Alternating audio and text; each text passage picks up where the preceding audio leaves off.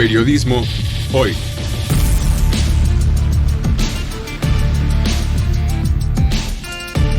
Avatares, riesgos y transformaciones del oficio de informar.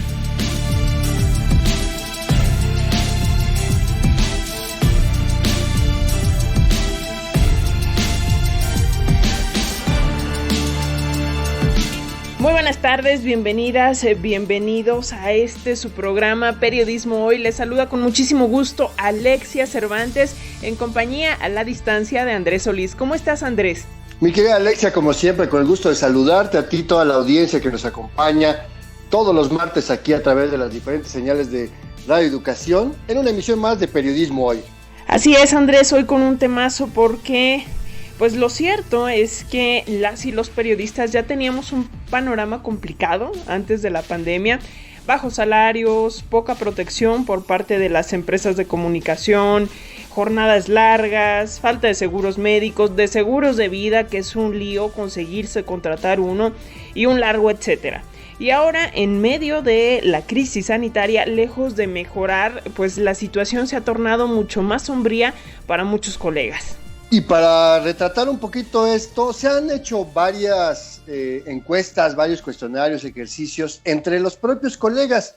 Y aunque no representan ejercicios estadísticos bien diseñados, bien preparados, que nos arrojen luz de manera más clara, sí nos ayudan a poner en cierto contexto todo este problema. Y uno de estos ejercicios precisamente lo realizó el medio local nativo digital Marcaje Legislativo, que tiene su base de operaciones en el Estado de México, en Toluca.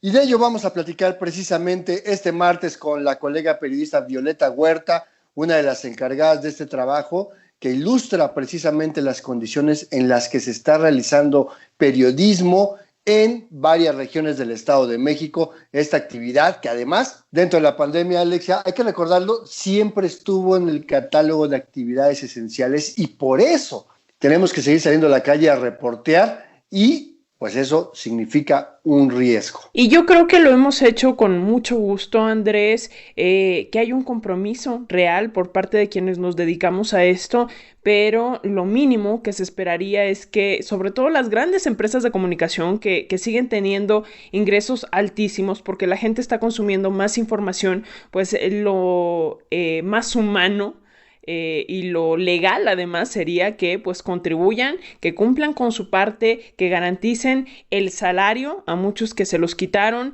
y que garanticen seguridad en todos los aspectos, seguridad en términos médicos, por supuesto. Pero antes de ir con todo esto, ¿qué les parece si vamos con Periotips? Una sección que prepara Graciela Ramírez y que hoy nos habla de los principios de la publicidad.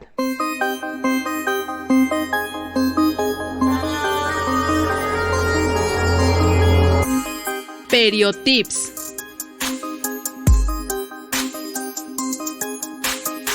La publicidad es una especialidad en la comunicación que requiere de mucha creatividad y que puede llegar a ser todo un arte. Quienes se dedican a hacer anuncios publicitarios buscan persuadir al público a la compra de algún producto o servicio a través de diversas técnicas y estrategias.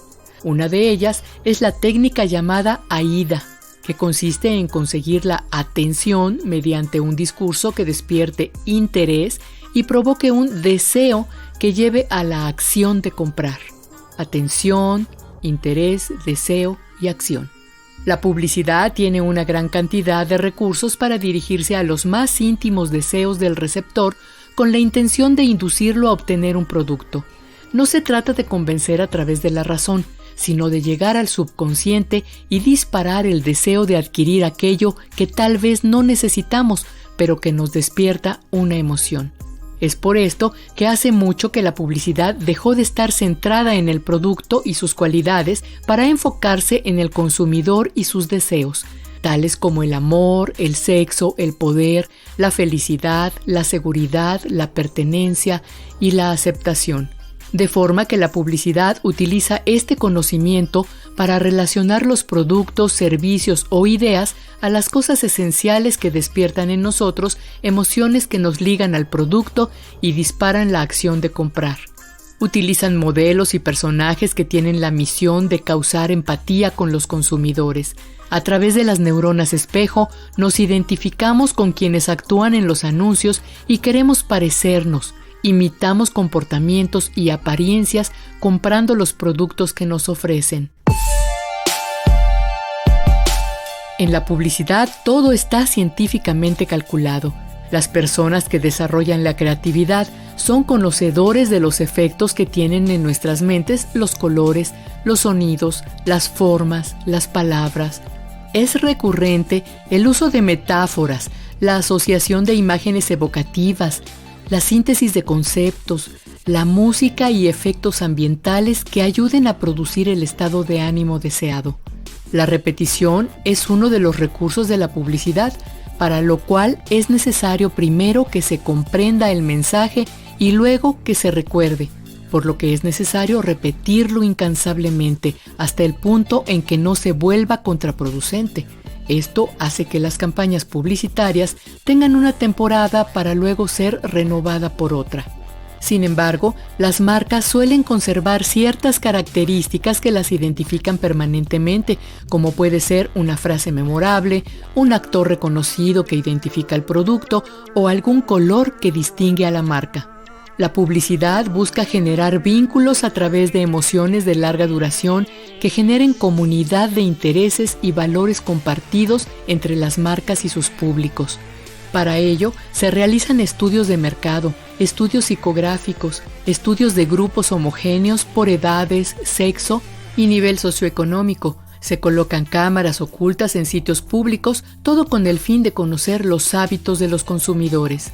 Conocer los secretos de la publicidad nos puede dar una mejor posición frente a ella con el fin de poder elegir sin ser manipulados.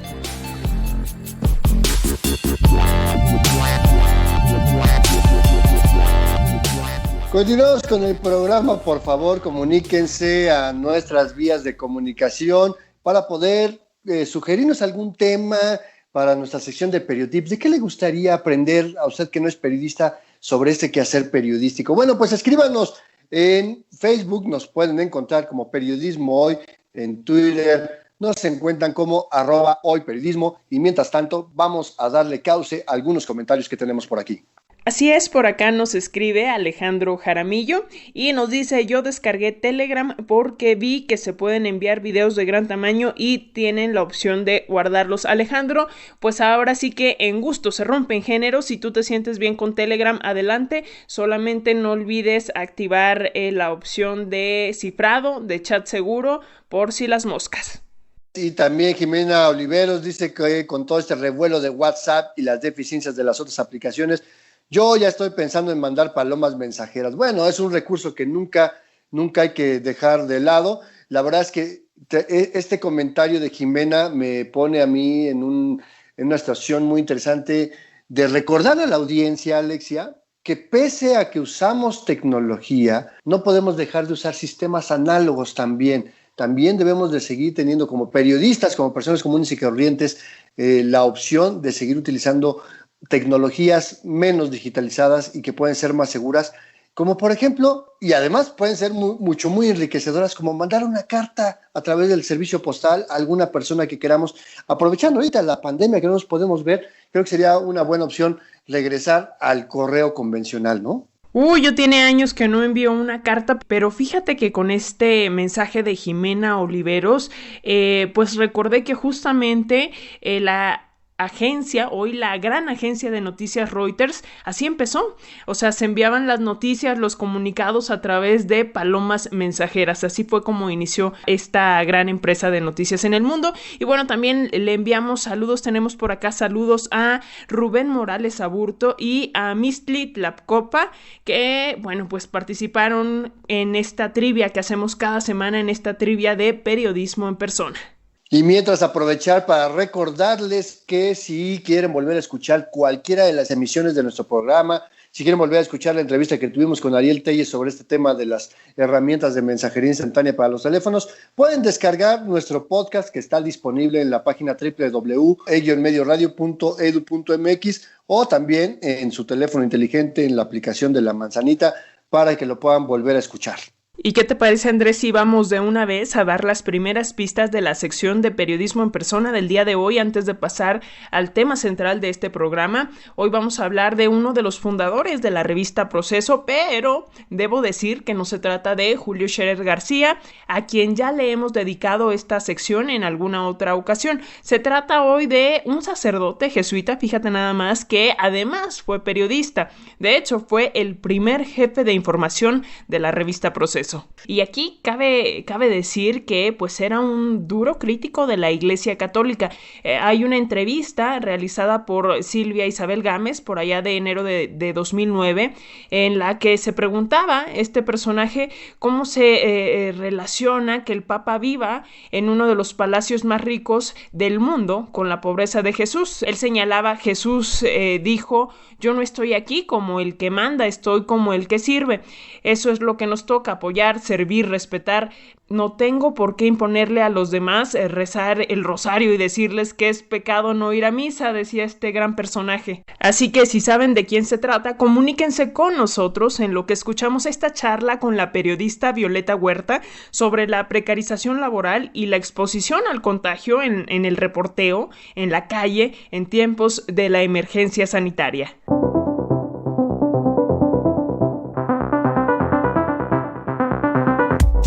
Durante la emergencia sanitaria, las y los periodistas seguimos trabajando. Evidentemente la información no puede parar y en estos momentos es cuando más se requiere el trabajo informativo y sin duda, quienes hacemos periodismo también tenemos que asumir una encomienda con mucha responsabilidad y con mucho profesionalismo. Pero, ¿qué es lo que está pasando cuando las empresas y los medios en general, los grandes medios, los medianos y los chiquitos, se están deslindando de apoyar a su staff periodístico, se deslindan de esta parte que les corresponde, que es cuidar a su recurso humano? Bueno, pues hemos escuchado ya muchas historias desde el inicio de la pandemia de colegas que han enfrentado la pandemia, pero que también han contraído el virus, algunos inclusive han perdido la vida, otros difícilmente han podido quedarse en sus casas y pues enfrentamos como gremio una situación bastante complicada a ya más de 10 meses, Alexia Cervantes, del inicio de la pandemia. Así es, Andrés, de esto vamos a hablar en esta sección de entrevista, de la precarización laboral y de la exposición al contagio, sobre todo cuando se sale a reportear a las calles. Sabemos quiénes, si bien seguimos trabajando, seguimos yendo a nuestro medio de comunicación, pues no tenemos que trasladarnos, pero hay compañeros reporteros que sí y que no cuentan con el apoyo debido. Y agradecemos a Violeta Huerta que se enlace con nosotros. Ella es reportera del Sol de Toluca, colaboradora de Alfa Diario, conductora de Jornal 2030 y coeditora del portal Marcaje Legislativo. Justamente este portal, Andrés, realizó una encuesta con periodistas de distintos medios sobre el tema de hoy. Bienvenida, Violeta. ¿Qué tal, Alex? ¿Qué tal, Andrés? Muy buena tarde. Gracias a ustedes por la invitación. Pues yo te quiero agradecer, mi querida Violeta, porque sé que además de que andas ahí en un circo de 28 pistas, eres una reportera muy activa, también se dieron tiempo para hacer este ejercicio desde Marcaje Legislativo muy importante, porque como periodistas estamos en medio de una situación muy complicada en términos profesionales y laborales, y ustedes se dieron a la tarea de hacer este pequeño ejercicio. Pero platícanos, Violeta Huerta, ¿de qué se trató este cuestionario que organizó y convocó Marcaje Legislativo? Gracias. Pues sí, mira, a raíz justamente de ver en los hechos, claro, que compañeras, compañeros seguían saliendo y al preguntarles, oye, ¿tienes apoyo por parte de tu empresa? Muchos nos comentaban que no les daban, bueno, ni un cubrebocas, nada. Hay unos a los que tampoco apoyan ni siquiera para traslados. Y todos sabemos que, bueno, en el medio, en la prensa, tiene salarios muy bajos. Algunos ni siquiera dan prestaciones. Y bueno, esto es contrastante porque pues la prensa es muy crítica, ¿no?, con las autoridades y tendría también que predicar con el ejemplo, pero lamentablemente no lo hacen, no todos. Por eso, bueno, surge una inquietud de ver. Vemos que también algunos y algunas compañeras han fallecido, vemos historias de otras entidades terribles de falta de apoyo también, y entonces dijimos, bueno, ¿y qué está pasando aquí en el Estado de México? Platicando con otras compañeras, compañeros que han resultado contagiados, y dijimos, oye, pues hay que hacer una encuesta, hay que ver cómo están y bueno, pues también a ver quiénes quieren participar. Sí buscamos que esta encuesta fuera básicamente a gente que sale a calle, a reporteros, reporteras, no a jefes, porque la condición es distinta, ¿no? Y entonces, bueno, pues quisimos preguntarles, si lo hicimos, las medidas que tomaron las empresas para protegerlos, si recibieron apoyo y cómo fue, qué tanto les ayudó, qué tan seguros o seguras los hizo sentir, y si les bajaron el salario, porque también es algo que varias compañeras y compañeros nos mencionaron en medios, incluso nacionales, lo cual es lamentable, porque bueno, también los medios se ahorran en algunos casos, ¿no? Con esta pandemia, y es terrible pues que estén disminuyendo las percepciones que ya de por sí son bajas de nuestras compañeras y compañeros. Preguntamos también si tenían seguridad social, si tenían seguros médicos privados, seguros de vida, y si a quienes se contagiaron, si les pagaron. Y la verdad es que, bueno, las respuestas que encontramos, porque también hubo preguntas abiertas de qué es lo que querían mencionar ellos y ellas, y las respuestas pues sí dan un panorama complicado para quienes están saliendo a calle a distintos eventos, porque el apoyo, de acuerdo con lo que nos comentaron y de las 68 personas que accedieron a responder este cuestionario, que además, bueno, fue digital, lo cerramos en el mes de diciembre y apenas, bueno, lo dimos a conocer, es que el 23.5% de los casos, pues hubo un apoyo permanente. En ese porcentaje idéntico solo se otorgó al inicio de la pandemia, que además todos sabemos que ni siquiera ha pasado la peor parte, que la acabamos de pasar en estos días, no el año pasado. Para el 30.9% fue esporádico, un 22.1% no recibió ningún tipo de respaldo. Y bueno, esta encuesta también nos reveló que el 45.6% consideraron que tuvieron poca ayuda. El hecho de que le hayan bajado el salario al 14.7% me parece que es muy preocupante, porque incluso fue entre un 11 y un 50%, que es muchísimo. Te deja, de por sí, la pandemia es una situación difícil y bueno, los deja prácticamente en estado de indefensión. Y bueno, las respuestas también nos arrojaron que el 39.7% de quienes accedieron a contestar y trabajan en medios de comunicación en el Estado de México, ya sea locales o incluso corresponsales, no tienen seguridad social, y el 94.1% no tiene un seguro médico privado, mientras un 72.1% no tiene seguro de vida. A reserva, Violeta, de que ahorita continuemos detallando y haciendo como pausas en cada uno de estos rubros, de estos aspectos en este estudio que ustedes realizaron, porque me parece muy importante que vayamos como analizando cada tipo de situación, ¿no? El tema de aquellos que son freelance y no tienen acceso a seguridad médica básica, aquellos que pues intentamos luego conseguir un seguro de vida y ahí comienza el martirio, porque como es una profesión de alto riesgo pues es complicado, pero me quedó la duda si este estudio lo hicieron solo con periodistas del Estado de México o también abarcaron de otros estados, de otras partes de la República, Violeta. No, solo lo hicimos con periodistas del Estado de México, que si bien pueden trabajar, algunos, la mayoría son de medios locales, pero también hay de medios regionales y de medios nacionales.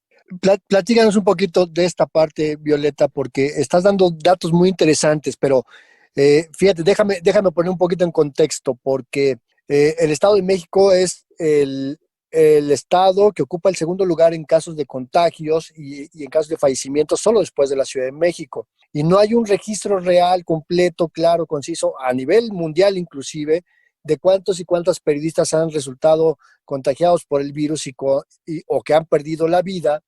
Pero ustedes tratan de retratar esta parte en el Estado de México. Colegas, ¿de qué regiones, de qué municipios participaron en este ejercicio que encabezó Marcaje Legislativo? La encuesta se aplicó a básicamente personas que trabajan en la zona centro, que sería Toluca, Metepec, bueno, que también evidentemente tienen coberturas en otros municipios como Sinacantepec y la zona del Valle de Toluca, pero también del Valle de México. porque a veces, aunque trabajen en un mismo medio, pues la situación es distinta para quienes están en una zona o en otra. Y también algunos del sur del estado, que todos sabemos que, bueno, esa zona es distinta, tiene sus complejidades muy específicas, por supuesto, y pues muchas veces también es lamentablemente la menos apoyada, ¿no? Evidentemente que quienes son corresponsales, pues su cobertura principal también es en la capital mexiquense y sus municipios aledaños, así como en la zona conurbada con la Ciudad de México. Oye, Violeta, ¿y tienen ustedes datos? Digo, yo sé que la situación es difícil y ahorita los contagios pues cambian de un momento a otro, pero ¿tienen más o menos un estimado con base en este estudio, en lo que haya arrojado, de cuántos periodistas se han contagiado y cuántos lamentablemente han fallecido? Bueno, Artículo 19 acaba de sacar por ahí un documento donde señala algunos fallecimientos, lamentablemente.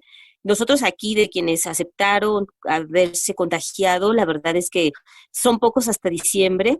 Y nosotros también, bueno, sabemos que ya en este año hubo más contagios también, pero evidentemente pues es siempre de gente que ha estado saliendo a calle, pero al menos de los que nosotros conocimos y que quisieron, porque evidentemente el cuestionario pues es anónimo, sí, pues no sé, de esos 68 habría quizá unos 15 más o menos que se habrían contagiado, ¿no?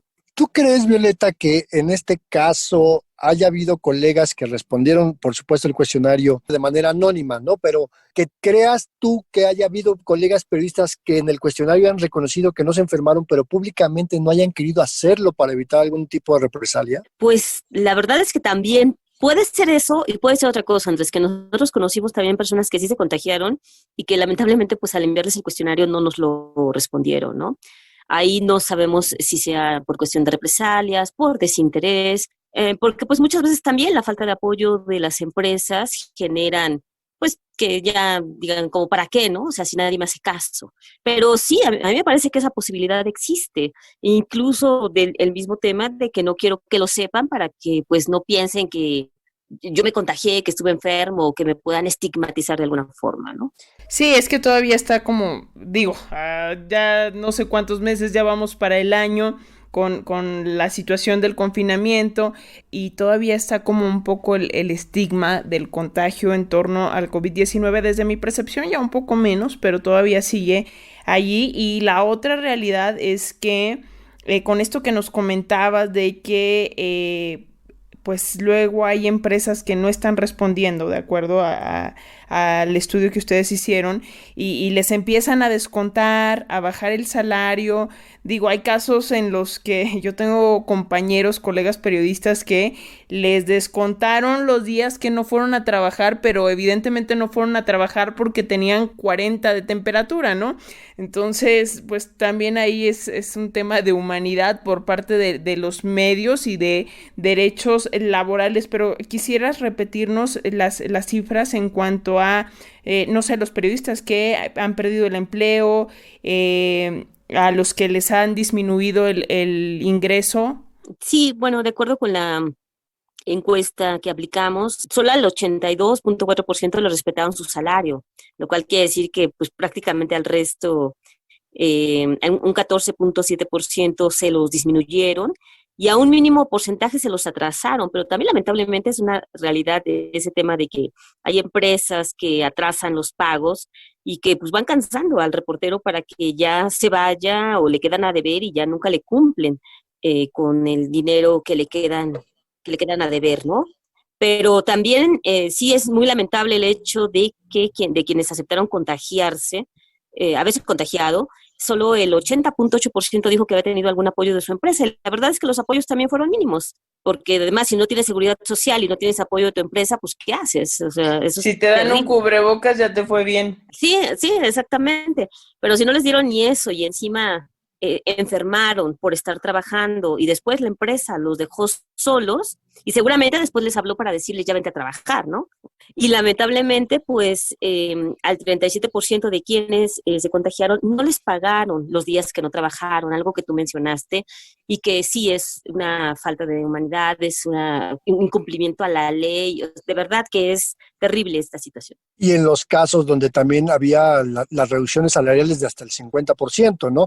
Déjame poner un poquito en contexto un par de cosas. Nuestros amigos, colegas periodistas expertos en economía de medios, Roberto Fuentes y Paco Vidal, han dado números desde hace mucho tiempo, pero concretamente en 2019-2020, que han sido las crisis financieras de los grandes medios en el mundo, pues muestran estas revisiones que hacen Roberto y Paco, que los medios no han perdido ingresos, más bien han despedido periodistas y a otro perfil profesional para no perder sus ganancias, por un lado.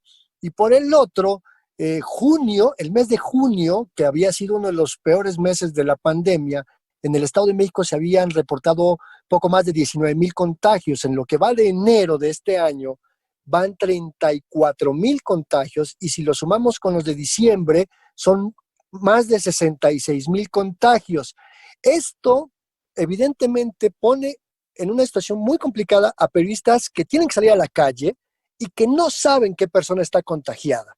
¿Qué tipo de recomendaciones en términos de seguridad crees tú que necesitarían los periodistas, las colegas al momento de salir a la calle para evitar los riesgos de contagio ante este triste panorama de que sus medios pues los están mandando a la guerra sin fusil? No, bueno, evidentemente algo que tienen que hacer y que han hecho como nos comentaron en esta encuesta, pues es invertir en su protección, ¿no? O sea, tampoco te puedes quedar así.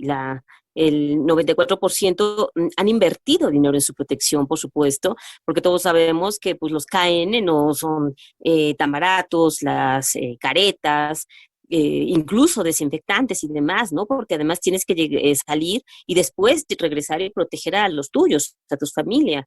Así que ya no hicimos un conteo de cuántos podrían haber invertido, pero evidentemente aquí lo que tienes que hacer pues es protegerte, seguir todas las medidas, por supuesto, porque como tú dices, no sabes nunca si la persona a la que estás entrevistando pues está contagiada y bueno, todos hemos visto justo por esta crisis que vivimos que pues las manifestaciones, las protestas no paran, entonces siempre hay coberturas en puerta, aunque también hay otras que de acuerdo con lo que nos respondieron aquí pues consideran innecesarias, ¿no? O sea, conferencias que podrían darse por medios digitales y que se siguen dando en restaurantes, invitando a desayunos, y que evidentemente eso implica que se quitan el cubrebocas, o que también políticos que siguen haciendo eventos como si no hubiera pandemia. Es una irresponsabilidad, definitivamente. Y los medios mandando a sus periodistas a cubrir esas cosas de manera irresponsable. Por supuesto, y los medios arriesgando también porque hablas y dices, oye, ¿lo van a transmitir? No, pues no lo cubres, pero no, ahí están las empresas enviando a su gente a cubrirlo, aunque no se tengan las medidas suficientes, ni siquiera la sana distancia.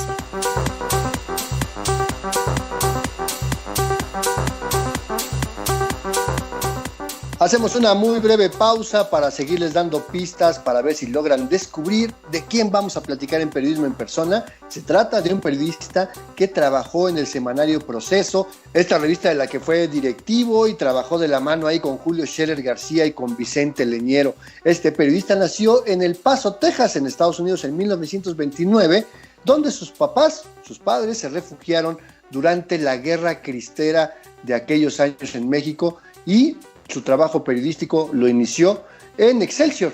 Escribió varios libros y entre ellos están Rostros del Hombre, Los Caminos de la Libertad y La Libertad de Expresión en la Iglesia, por solo mencionar algunos. Y bueno, si ya tienen más o menos una idea de quién se trata, comuníquense, escríbanos, mándenos mensajes a nuestras redes sociodigitales. Mientras vamos a seguir platicando con Violeta Huerta sobre la precarización laboral de las y los periodistas en medio de la pandemia, particularmente en el Estado de México, pero que si ampliáramos este ejercicio que hizo Marcaje Legislativo, seguramente vamos a encontrar cosas muy similares en el resto del país.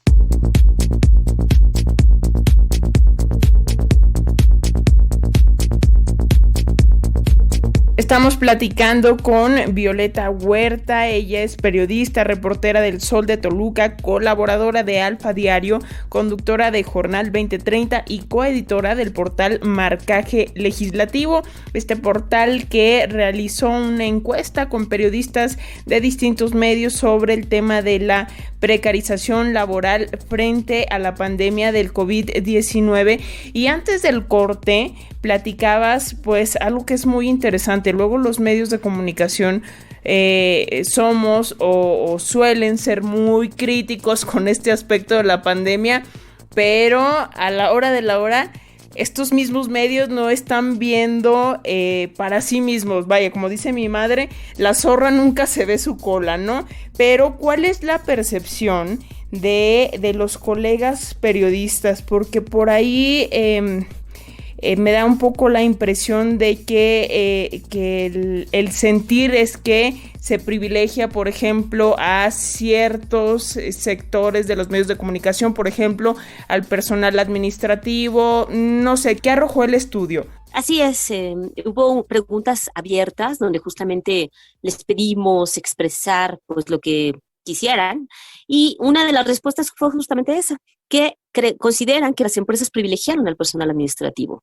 que los enviaron a coberturas innecesarias, o lo siguen enviando, o sea, lo han hecho durante toda esta pandemia, que no les dieron el apoyo suficiente, por supuesto, y que, bueno, pues no hay un interés real también en la salud y en la integridad por parte de todas las empresas en torno a su personal, para cuidarlo, porque, bueno, los mandan sin apoyo y después nadie se hace responsable, lamentablemente. Y con el pretexto de que el personal administrativo es de oficina, pues a ellos no salen, y el reportero como que todo el mundo dice, pues es que yo siempre estoy en la calle, ¿no? Y la verdad es que parece que tampoco se dimensionó este tema de la pandemia para cuidarlos, para tratar de darles algún tipo de protección para pues aminorar riesgos. Y hablas de reporteros y reporteras, Violeta, pero creo que aquí también tenemos que poner un poquito por delante en esta materia de protección a quienes están en una situación de mayor vulnerabilidad, porque como reportero o reportera igual pues consigues la nota o atiendes a un Zoom o alguna cosa así, una videollamada, pero quienes traen una cámara de foto o una cámara de televisión casi siempre están con la obligación de que sí tienen que estar en el lugar. ¿Hubo algún reportero o reportera gráfica que haya estado en este estudio que hizo Marcaje Legislativo? Sí, la verdad es que nosotros justamente por eso creo que sí me faltó precisar que son reporteros gráficos también y camarógrafos. Sí los buscamos porque tenemos claro que varios de ellos, de ellas, son quienes se han contagiado durante esta pandemia, quienes están más expuestos y a quienes igual están enviando sin apoyo, pero que eso sí, te piden que imágenes cercanas, ¿no? Que no las pueden tomar de lejos. Sí, evidentemente ellos están incluidos, varios sí nos contestaron este cuestionario, por supuesto, y también son parte de quienes nos comentaron pues que a veces los mandaban a coberturas innecesarias, porque incluso hay medios que los envían, sobre todo en el caso de los gráficos, y que después publican fotos oficiales o fotos de agencia. Entonces, bueno, pues imagínate, es terrible, ¿no? Para ellos. Oye, y para aquellos que corrieron con la suerte, Violeta, que corrieron con la suerte de ser apoyados al inicio de todo este lío de la pandemia, ¿el apoyo se ha mantenido o ha bajado conforme han transcurrido los meses? ¿Cómo está ahí? Aquí lo que nos respondieron es que prácticamente fue a tercios, porque el apoyo permanente fue para un 23.5%, es decir, que sigue, pero en porcentajes muy similares fue solo al principio, y en más del 30% pues esporádico, ya un 22.1% nos dijo que fue inexistente, o sea, no hubo ningún tipo de apoyo, pero también resaltar que pues el apoyo, estamos hablando de privilegiar el trabajo en casa, que bueno, en algunos casos donde se puede, por supuesto, es importante, pero pues el resto fue entregar parte de un kit de cubrebocas, guantes, careta, algún sanitizante o gel, o sea, tampoco fue así mayor, ¿no? Y económico, por supuesto que no hubo. Fíjate que en uno de los programas aquí de Periodismo Hoy platicamos con nuestro colega Andrés Mariano Resillas, que él tiene su medio en Morelia, Michoacán, y ha sido corresponsal de medios grandes, y nos platicaba un poco sobre lo que es hacer periodismo en los estados, ¿no? Y muchos y muchas de nuestras colegas que nos escuchan están fuera de la Ciudad de México, nos escuchan en Sonora, en Veracruz, en Tlaxcala, en Puebla, en fin, pero a nuestra audiencia, yo te pediría, Violeta, que nos ayudes un poquito a explicarle a nuestra audiencia cómo es hacer periodismo en el Estado de México en general, porque habemos reporteros, reporteras que no tenemos fuente fija, que cubrimos hasta las apariencias y que a veces tenemos que estar dobleteando o hasta tripleteando en diferentes medios para completar la chuleta. ¿Tú cómo nos puedes platicar este panorama de la multiplicidad de funciones de cualquier reportero o reportera y cómo se ha agravado en esta situación de la pandemia? Sí, es complicado. Primero, las condiciones evidentemente no son las mejores, empezando por el tema económico, que las empresas están acostumbradas a no pagar salarios incluso dignos en muchos casos, que hay algunos a los que todavía les pagan por nota, que una cantidad mínima. Hay empresas que están acostumbradas incluso a retrasar pagos para, como mencionaba anteriormente, cansar a la gente y que a veces hasta son famosas por eso. Pues no les pagan o los quieren correr antes de diciembre, incluso para no darles un aguinaldo. Evidentemente que la entidad, bueno, todo el mundo sabe, es la más poblada, con problemas enormes de inseguridad, de violencia, donde tampoco las empresas se hacen responsables por este tipo de cuestiones. Muchas de ellas no apoyan a su gente ni con cámara, ni con grabadora, bueno, ni con una libreta, ¿no? Para que trabajen. Tampoco con teléfono, y ahora las exigencias son mayores cada vez. Ya no solamente te piden a veces una nota, sino que te piden que traigas video, que traigas foto, y a veces no te dan ni un celular para hacerlo. Y evidentemente también con autoridades pues acostumbradas a que los traten bien, a que si tienen convenios no les pueden pegar, acusar a reporteros y reporteras, que es algo que nosotros también hemos señalado permanentemente ante las autoridades de distintos niveles, estatal, municipal, pero sobre todo del gobierno estatal.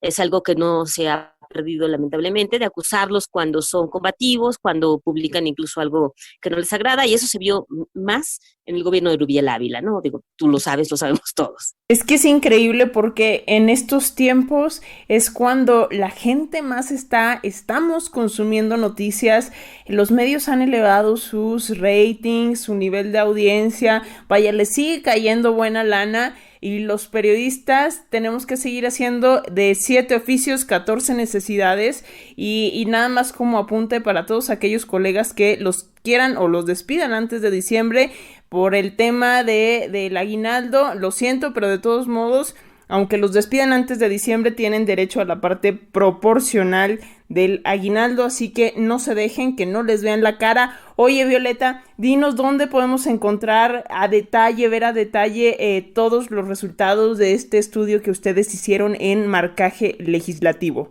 Nosotros lo tenemos en nuestra página, hicimos evidentemente un artículo sobre esto, hicimos incluso una infografía con los resultados más importantes, pero ahí viene las gráficas que pues te hace Google, ¿no? Que son, creo que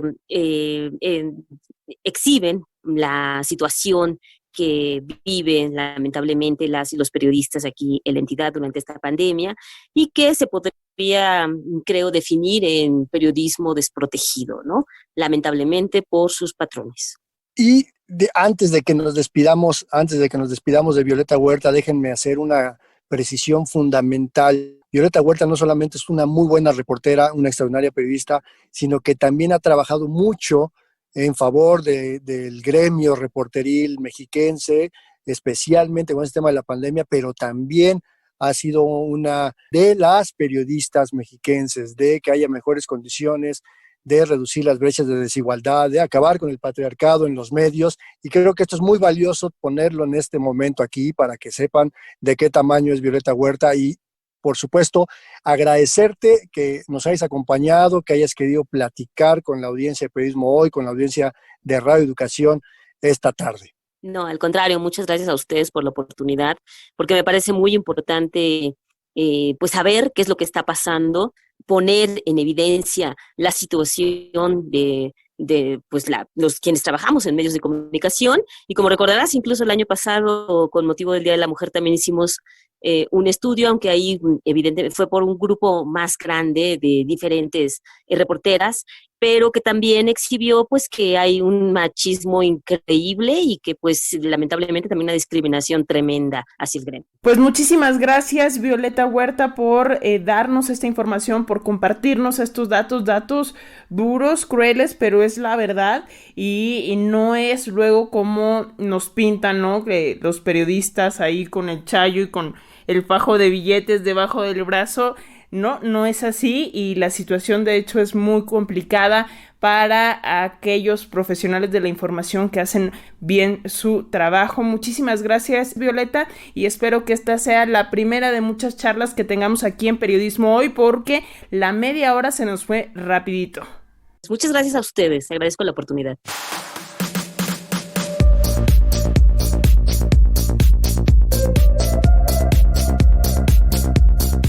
Bueno, pues ahí está este terrible panorama de estos meses en que hemos hecho periodismo en el Estado de México, y como les decía hace unos minutos, seguramente se repite y hasta puede ser peor en otras entidades de nuestro país. Pero si quieren volver a escuchar esta plática con Violeta Huerta y cualquiera de los demás detalles de esta conversación, recuerden que la pueden descargar en nuestro podcast en la aplicación de La Manzanita, directamente en sus teléfonos inteligentes de esta marca, y también lo pueden seguir escuchando y descargar, por supuesto, escuchar y descargar desde la página web de Radio Educación, que es www.e-medioradio.edu.mx. Y si me lo permites, Andrés, también invitar a las y los colegas de otros estados que nos escuchan en otras regiones de nuestro país a que, si la están pasando mal o se sintieron identificados con lo que platicamos en la entrevista, pues nos compartan su historia.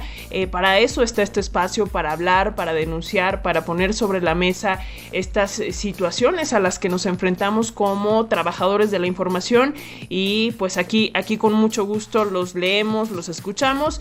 Y ahora sí, finalmente debo decirles que tenemos que ir corriendo a la sección de periodismo en persona del día de hoy, así nos lo indica la producción. Es una sección preparada por Andrés Solís, dedicada hoy a uno de los fundadores de la revista Proceso, un gran defensor de los derechos humanos, también de la libertad de expresión e incluso del tema del aborto, a pesar de que pues este personaje era sacerdote, era impulsor del aborto y de la libertad sexual. Escuche bien de quién se trata.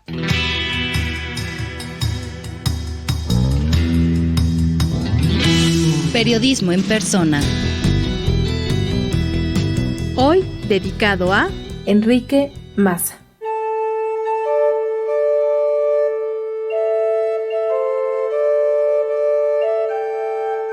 El periodismo requiere una dosis de rebeldía y anarquía para poder denunciar los abusos del poder, venga de donde venga. En México destaca el nombre de un poeta, periodista, que además de ser de los fundadores del semanario Proceso, fue un convencido sacerdote. Su nombre, Enrique Massa.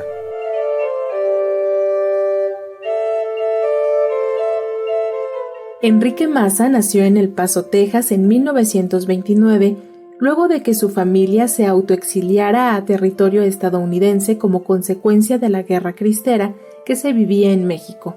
Y aunque nació al otro lado del río Bravo, apenas al año de edad llegó al país en el que siempre vivió, escribió y analizó desde la fe, la literatura y el periodismo. Muy joven encontró en la religión su primera meta y a los 16 años decidió ingresar a la Compañía de Jesús, donde se ordenó como sacerdote a mediados del siglo pasado. Sin embargo, encontró en las letras una forma de expresión y por eso comenzó a escribir poesía desde muy joven, aunque nunca quiso profundizar en este camino.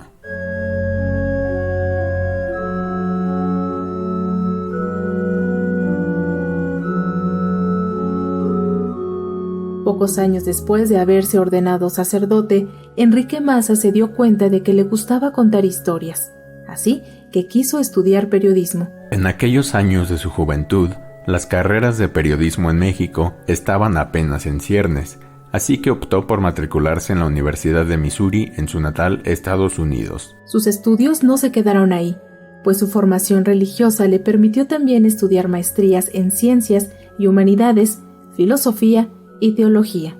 Poseedor de una mente privilegiada y un enorme gusto por la lectura y el aprendizaje, Enrique Massa fue desde muy joven un eterno pensador de su entorno, y muestra de ello es su amplia producción editorial de temas como comunicación, religión, migración, libertad de expresión y derechos humanos.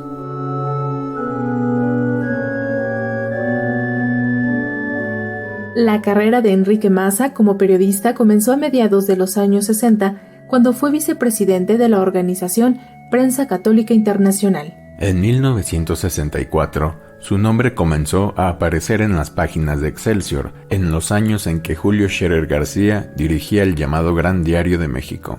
Tras el famoso golpe a Excelsior, Enrique Massa fue de ese grupo compacto que salió por la puerta principal del diario para entrar a la redacción del Seminario Proceso, donde fue una de las plumas más destacadas. Desde las páginas de Proceso, Massa se destacó como un gran crítico de la Iglesia Católica. Su formación humanista como jesuita le daba la posibilidad y el conocimiento para cuestionar las decisiones del alto clero, aún del mismísimo Vaticano.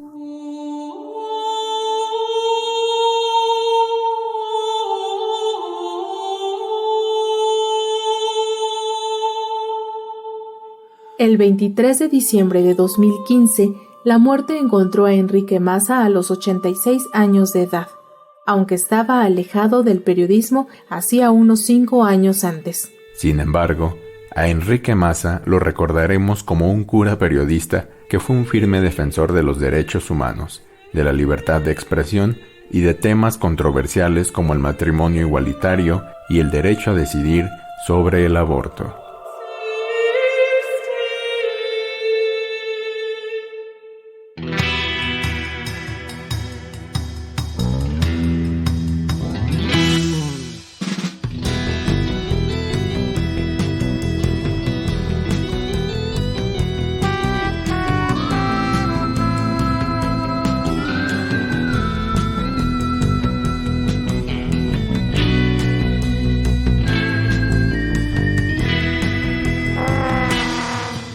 Pues es hora de despedirnos. Como siempre les agradecemos que nos hayan acompañado a lo largo de estos minutos aquí a través de todas las frecuencias de Radio Educación y pues nos estaremos escuchando la siguiente semana.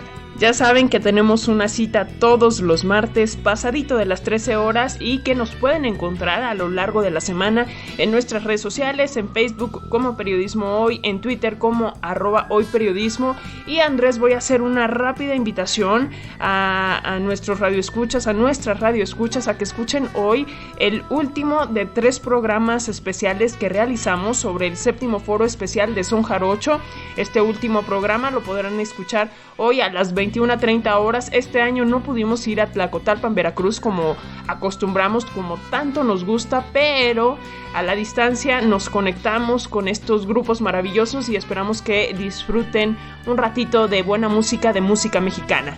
Sin duda, uno de los géneros musicales más representativos de nuestro país, el son, particularmente el jarocho, pero ya ves que el son está en todo el país. En fin, no se lo pierdan hoy a las 21:30 horas, por supuesto aquí a través de Radio Educación. Y finalmente, ya para irnos, también quiero aprovechar este tema del que hablamos hoy para recordarle a los colegas periodistas que también nuestra seguridad es un ejercicio en primera persona y que nos toca también cuidarnos, ¿no? Alexia Cervantes, como siempre, un placer compartir este espacio contigo y nos escuchamos el próximo martes. El gusto es mío, Andrés Solís, hasta la próxima.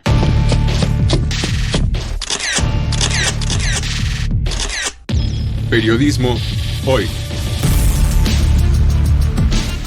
Periodismo es publicar lo que alguien no quiere que se sepa.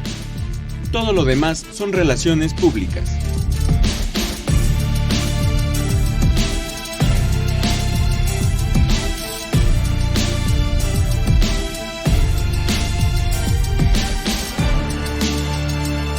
Trabajamos para usted en el Servicio Social Frida Ramírez, Alejandro Ramírez en la edición digital, Óscar Solís en la musicalización, Edith Rojas en la asistencia de producción, en la conducción Alexia Cervantes y Andrés Solís, en una producción de Graciela Ramírez para Radio Educación.